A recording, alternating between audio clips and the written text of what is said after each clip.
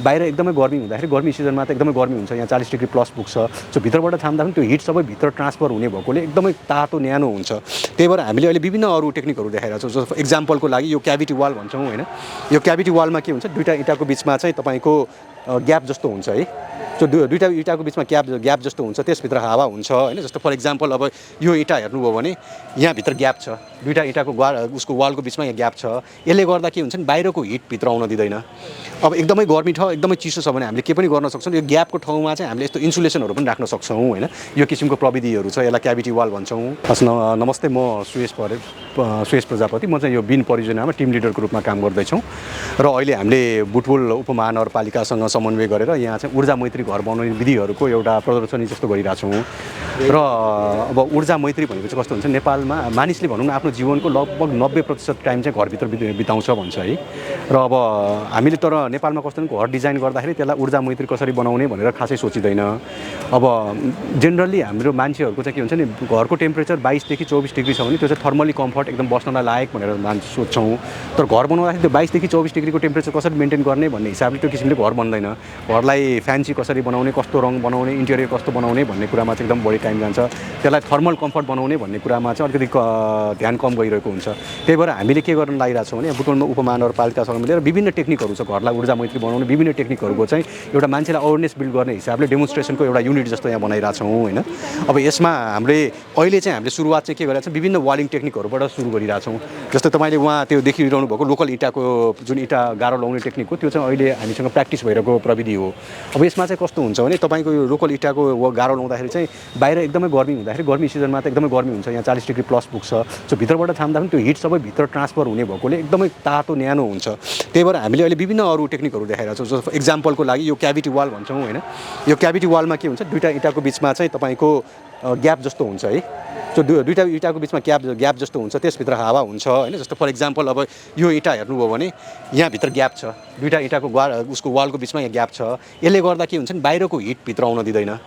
अब एकदमै गर्मी छ, एकदमै चिसो छ भने हामीले के पनि गर्न सक्छौँ, यो ग्यापको ठाउँमा चाहिँ हामीले यस्तो इन्सुलेसनहरू पनि राख्न सक्छौँ होइन। यो किसिमको प्रविधिहरू छ, यसलाई क्याभिटी वाल भन्छौँ। त्यस्तै आएर अनि अहिले यो ऱ्याट्र्याप बन भनेर भन्छौँ। यो भनेको चाहिँ यस्तै इँटालाई हामीले ठाडो पारेर राख्छौँ है। ठाडो पारेर राख्छौँ र ठाडो पारेर राख्दाखेरि के हुन्छ नि, बिचमा चाहिँ 4 इन्चको ग्याप आउँछ। अहिले माथिबाट ग्याप देखिरहेको छैन किन हामीले छोपिरहेछौँ, तर भित्र हेर्नु भने यसमा पुरै ग्यापहरू हुन्छ। यसलाई ऱ्याट्र्याप बन भन्छ होइन। यो किसिमको प्रविधिहरू पनि लाउन सक्छ। यो पनि ऊर्जा मैत्री हुन्छ, वातावरण मैत्री हुन्छ। यो किसिमको प्रविधिहरूको बारे जानकारी दिने हिसाबले यो वालहरू बनेको छ। त्यस्तै आएर अर्को भनेको चाहिँ अलिकति यहाँभित्र आउनुभयो भने यो चाहिँ यो हलो फायर्ड ब्रिक्सको वाल भन्छौँ। यो भनेको चाहिँ के हो भने नर्मल इँटालाई हामीले इँटामा पाल राखेर इँटा पोल्छौँ। यसलाई हलो ब्रिक्स भन्छौँ, पर्फोरेटेड इँटा पनि भन्छौँ। यसले के देख्छ भने यदि 15% मात्र यस्तो पाल बनाउने, जस्तो यो 3टा पाल हुँदाखेरि यसको 15% जति यसको हलो छ भनौँ न, यो 15% मात्र पाल बनाउँदाखेरि पनि यसले 15% माटो त बचाउने भइहाल्यो, 20 देखि 25% कोइला पनि बचाउँछ। त्यही भएर यो वातावरण मैत्री भयो, ऊर्जा मैत्री भयो।